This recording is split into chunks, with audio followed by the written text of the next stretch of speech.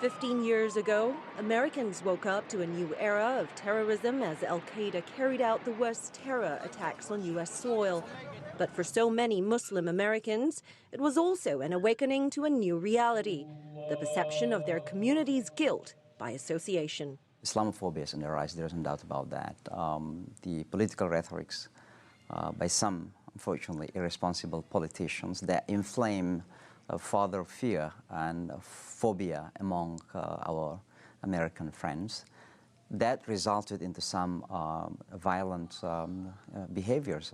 Early this month in Queens, an elderly Muslim woman was killed near her home, just weeks after an imam and his assistant were shot dead outside a mosque.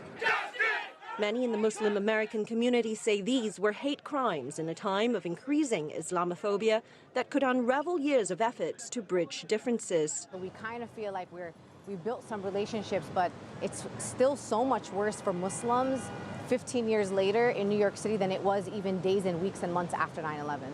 Organizations tracking Islamophobia say violence against Muslims increased after last year's Paris attacks and the San Bernardino shooting, and escalated during a presidential campaign peppered with anti-Muslim rhetoric.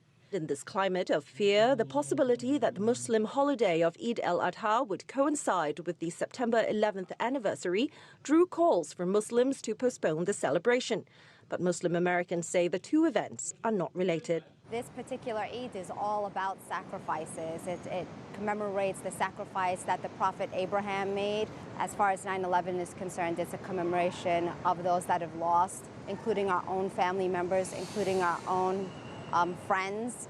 And so for Muslims, it's a day of mourning like everyone else.